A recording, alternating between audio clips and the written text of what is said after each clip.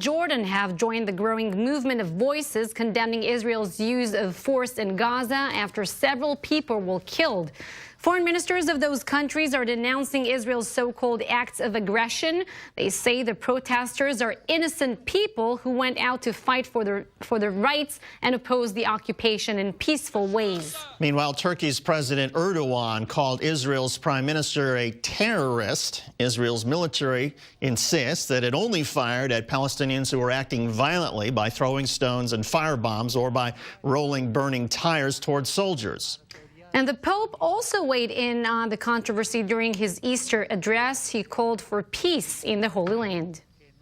Frutti di riconciliazione. We beseech fruits of reconciliation for the Holy Land, also experiencing in these days the wounds of ongoing conflict that do not spare the defenseless, for Yemen and for the entire Middle East, so the dialogue and mutual respect may prevail over division and violence. 18 people were killed and hundreds of people were injured in the clashes, making this the deadliest violence in Gaza between Palestinians and Israelis in years. Friday's protests kicked off an expected 6 weeks of demonstrations set to culminate when Israel marks 70 years of its independence.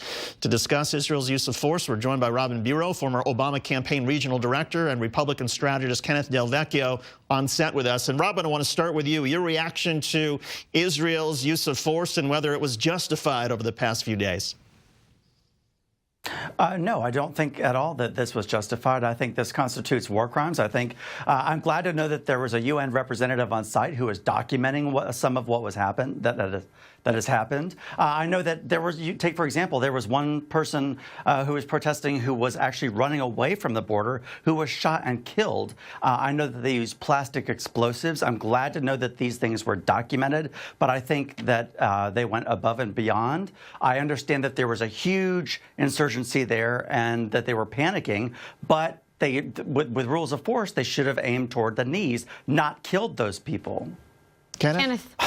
Justice is the important word here. I mean, were you there?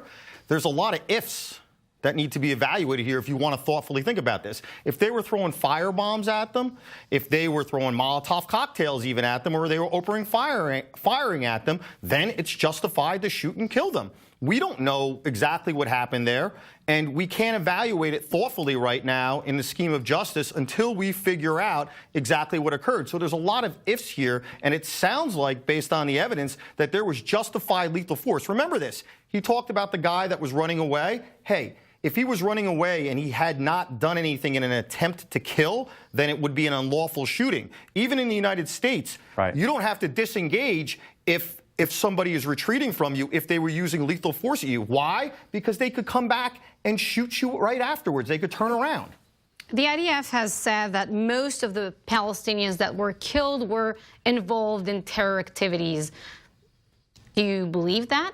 Look, I'm a guy who wants to evaluate all the evidence. I'm a former judge, and including also being a former prosecutor and defense attorney. So I look at this from all different angles. And the evidence is showing me right now that the IDF acted lawfully. To defend a fence, to defend a wall, to defend a fence. They weren't defending a holy site. They were not defending property. They were not defending apartment buildings or settlements. They were defending a fence. Is it really worth lethal force? Even if somebody is, I don't know, has a Molotov cocktail, what are they going to do? Set the fence on fire? David, I agree with you if they were just trying to defend a fence. But I'm looking at the IDF themselves. I'm looking at people. And if these Israeli nationals were in danger because of the Molotov cocktails, then they had every right to pull the trigger and shoot them. Robin, I want to take it to you and ask you this. If it was any other Western country but Israel defending its border, do you think we would have had this discussion now here in the studio about excessive force? No, absolutely not. This has been going on for so long, since the collapse of the Ottoman Empire, and now I think this alone could drag things on for another 100 years. It just clouded. Robin, would you agree with me? Would you agree with me that if they were throwing Molotov cocktails at them and that they could get struck with the Molotov cocktail, that they would have the right to kill them? I know that you're an esteemed judge, and I appreciate your service to our country. I want you to understand that I myself am a veteran Army Ranger. I am coming from a point of lethal force and rules of engagement. I see definite problems here when you've got someone that was running away, and the fact that they were using plastic explosives and that they didn't aim for the knees. I think that they acted out of impulse. I appreciate and respect your service and your expertise in it. I'm just asking you, if a Molotov cocktail could have struck the person, you would have pulled the trigger to save your butt and the guy right next to you, wouldn't you? Toward the knees. I would not have killed them. I know the Geneva Convention and the law of warfare. You're generous, man. They did not abide by that. Well, here's what Bernie Sanders... I would not abide by that. Here's what Bernie Sanders, as one of the leading progressives in the United States, had to say about this over the weekend. Watch. From what my understanding is you have tens and tens of thousands of people who are engaged in a nonviolent protest. So I think it's a difficult situation, but my assessment is that Israel overreacted on that. Overreaction. And even the Israeli army, and even a lot of Israelis are suggesting we need to take a second look because clearly from the PR battle, Kenneth, they are losing. Look, Israel's got the same kind of problems we have. There's people over there that are conservative, and there's people over there that are liberal. And this seems to be coming down on political sides. To me, it's just a matter of justice, David, and it's so simple. If the evidence shows that these people's lives were in jeopardy, meaning the Israelis, it was rightful for them to shoot to kill. But what if the evidence shows that not all of the Israeli soldiers were in danger? What if Israel does this review and they find that some soldiers were just picking off Palestinians, not because the Israeli forces were in danger, but because they didn't like the fact that the Palestinians were demonstrating? You're hitting on the most important point here. You got to look at this on case by case. So if there were Israeli soldiers that were just picking people off when there was when their life wasn't in jeopardy, then they did something that was criminal. If we're talking about a stone that was hurled at a soldier, is it a danger? Well, that's the thing, is a stone can be just as dangerous as a bullet. It can cause as much damage. I agree with you. The question is, should the soldier be putting himself close enough to this border fence to be in any sort of danger? My argument, and I think the argument of a lot of people, is that there are other things that the Israeli forces might have been able to do. But, Robin, what about the argument that, look, if Israel has decided that there should not be a march on this border fence and that there should not be Palestinians either approaching the border fence or breaching it, what else could Israel possibly have done?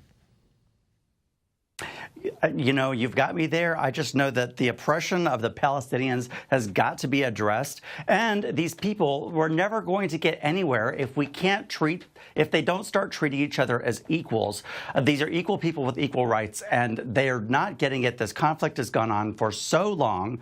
There's really not going to be an easy answer here. Like I said, I think this is probably going to take another 100 years to sort out. And I'm just glad that the UN representatives are there already documenting what's going on so that if there were war crimes committed, those can be addressed. Robin, that's a political issue about wanting to end the conflict between them, and I think everybody really feels that same way. But at the end of the day, I don't know. If a rock was being thrown at me, I wouldn't pull the trigger to kill them. But if a Molotov cocktail or plastic explosives were being put at the walls, I'm not shooting for the knees, David. And those are all great ifs, as you mentioned, from the top, and we'll wait and see. Hopefully there'll be a thorough investigation by Israel, by the UN, and we can all find out exactly what happened along the Gaza border fence. Protests. And there will be more protests, and hopefully there's a way to contain them without people having to die. Anyway, Robin Biro, former Obama campaign regional director, and Republican strategist Kenneth Del Vecchio in studio. Thank you both. We appreciate it. Thank you. And coming up on Cross